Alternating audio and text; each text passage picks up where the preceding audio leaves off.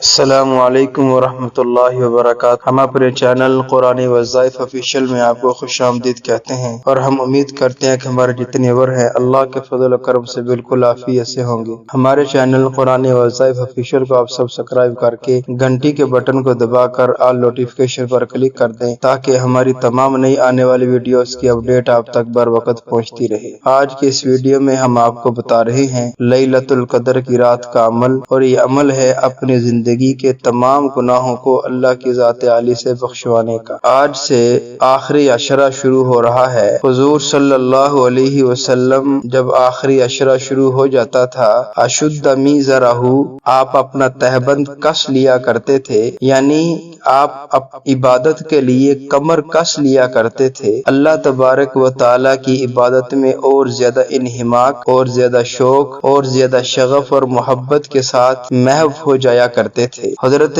ام عائشہ رضی اللہ تعالیٰ عنہ فرماتی ہیں کہ رسول اللہ صلی اللہ علیہ وسلم جب آخری عشرہ رمضان مبارک کا داخل ہو جایا کرتا تھا تو آپ خود بھی ساری رات اللہ کی عبادت میں جگا کرتے تھے اور اپنے گھر والوں کو بھی اللہ کی عبادت میں جگایا کرتے تھے۔ اور پھر اللہ تعالیٰ نے عجیب فضیلت عطا فرمائی ہے کہ رمضان مبارک کے جو پہلے دو عشرے ہیں ان سے زیادہ فضیلت اللہ نے اس آخری عشرے کو عطا فرمائی، اور اسی لیے تو حضور پاک صلی اللہ علیہ وسلم اس میں بہت زیادہ عبادت کیا کرتے تھے۔ دن کو بھی عبادت ہے، رات کو بھی عبادت ہے، ہر وقت اللہ کی ذات عالی سے حضور علیہ الصلوۃ والسلام دعائیں، استغفار، یہ چیزیں مانگا کرتے تھے۔ اب اللہ تعالیٰ نے اس آخری عشرے میں ایک مسلمانوں کے لیے ایک انعام کی رات رکھی ہے۔ اب اس انعام کی رات کو، اس فضیلت کی رات کو لیلۃ القدر کی رات کہا جاتا ہے۔ ایک صحابی حضور پاک صلی اللہ علیہ وسلم کی خدمت میں تمام صحابہ کرام تشریف فرما تھے کہ آپ علیہ الصلوۃ والسلام کی مجلس میں تذکرہ کیا گیا ایک اس شخص کا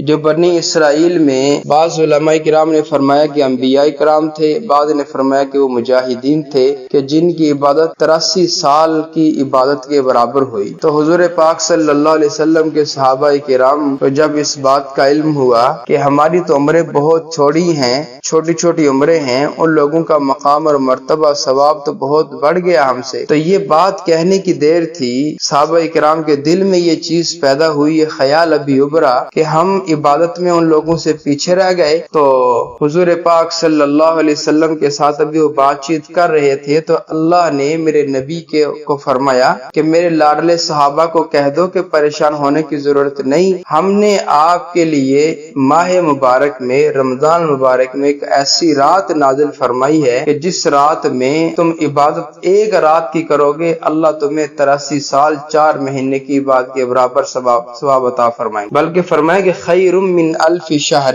اس سے بھی زیادہ اللہ تبارک و تعالی تمہیں ثواب عطا فرمائیں۔ اب وہ رات ہے لیلۃ القدر کی رات۔ لیلۃ القدر کی رات کا اللہ تبارک و تعالی کی ذات عالی نے تعین نہیں فرمایا۔ تعین اس لیے نہیں فرمایا کہ کہیں حجت تام نہ ہو جائے، یعنی اگر مسلمان پالے اس رات کو اور اس میں اللہ کی عبادت نہ کر سکے پھر وہ بہت بڑا گناہگار ہوگا، اللہ کا مجرم ہوگا۔ تو اس لیے اللہ تبارک و تعالی نے اس کو چھپا کے رکھا ہے، اس کو مخفی رکھا ہے کہ تاکہ اس کو تلاش کی جائے، اس کو ڈھونڈا جائے کہ وہ رات کون سی رات ہے، کہ جب وہ رات آ جائے اس کو تلاش کیا جائے آخری عشرے کی طاق راتوں میں، اسے پالو، وہ مل جائے تمہیں، پھر اللہ کی عبادت کرو۔ پھر سب سے حیرانگی والی بات یہ ہے کہ اللہ تعالی نے قرآن پاک میں ارشاد فرمایا کہ تنزل الملائکۃ والروح فیہا، اس رات میں فرشتے نازل ہوتے ہیں، ان کی ٹولیاں آتی ہیں، ان کی جماعتیں آتی ہیں فرشتوں کی، اور پھر جبرائیل امین بھی تشریف لاتے ہیں، اور جو لوگ اللہ تبارک و تعالی کی ذات عالی سے دعائیں مانگ رہے ہوتے ہیں، حاجات مانگ رہے ہوتے ہیں، اپنی جو بھی ان کی ضروریات ہیں وہ اللہ سے مانگ رہے ہوتے ہیں، تو فرشتے ان کی دعاؤں کے ساتھ مل کر آمین کہتے ہیں۔ جب فرشتہ ان کے دعاؤں کے ساتھ مل کر آمین کہے تو اللہ تبارک و تعالی ان دعاؤں پر قبولیت کی مہر لگا دیتے ہیں۔ پھر حضرت جبرائیل امین علیہ السلام جب صبح ہوتی ہے تو بمائے فرشتوں کے اللہ کی بارگاہ میں پہنچ جاتے ہیں، پھر بندوں کے نیک اعمال لے کر حاضر ہوتے ہیں کہ یا اللہ فلاں بندے نے یہ سوال کیا، فلاں بندے نے یہ مانگا تو اللہ تبارک و تعالی فرماتے ہیں کہ آج اس رات جو میرے بندے نے جس بندے نے جو کچھ بھی مجھ سے مانگا ہے جبرائیل سب کو عطا کر دیا جائے۔ تو اللہ تبارک و تعالی بخشش بھی عطا کرتے ہیں، گناہوں کی معافی بھی دیتے ہیں، اور جناب اپنے بندے کی حاجات و ضروریات کو بھی اللہ قبول فرماتے ہیں۔ تو اتنی بڑی انعام کی رات اللہ تعالی نے ہمیں عطا فرمائی ہے۔ تو اس لیلۃ القدر کی رات کا میں عمل آپ کو بتا رہا ہوں۔ انسان ہے، زندگی میں بہت ساری خطائیں ہو جاتی ہیں، بھول چوک ہو جاتی ہے، اللہ اور اس کے رسول کی نافرمانی ہو جاتی ہے، تو اپنی زندگی کے گناہوں کی بخشش اور معافی مانگنے کے لیے میں آپ کو ایک مجرب ترین طریقہ کار بتا دیتا ہوں کہ تاکہ یہ رات ہماری ضائع نہ ہو، قیمتی بن جائے۔ آپ نے نماز تراویح کے بعد 2 رکعت نماز نفل صلاۃ الحاجت پڑھنی ہے۔ صلاۃ الحاجت پڑھنے کے بعد پہلی رکعت میں آپ نے سورۃ فاتحہ اور دوسری رکعت میں آپ نے سورہ الم نشرح پڑھنی ہے۔ پہلی رکعت میں سورہ فاتحہ، دوسری رکعت میں سورہ الم نشرح پڑھنی ہے آپ نے 11 مرتبہ۔ اس طرح آپ نے 1 رکعت مکمل کر لینی ہے۔ جب دوسری رکعت کے لیے اٹھنا ہے تو پھر اسی طرح 1 مرتبہ سورہ فاتحہ اور 11 مرتبہ آپ نے سورہ کوثر پڑھنی۔ دوسری رکعت میں 11 مرتبہ آپ نے سورہ کوثر پڑھنی۔ اب اس طرح آپ نے یہ 2 رکعتیں مکمل کر لینی ہے۔ پہلی رکعت میں 11 مرتبہ سورہ الم نشرح، دوسری رکعت میں 11 مرتبہ سورہ کوثر۔ اگر خدا نہ خواستہ کسی صاحب کو سورۃ الم نشرح نہیں آتی تو وہ دونوں رکعتوں میں 11 مرتبہ سورہ کوثر ہی پڑھ سکتا ہے۔ اب سورہ کوثر پڑھ کے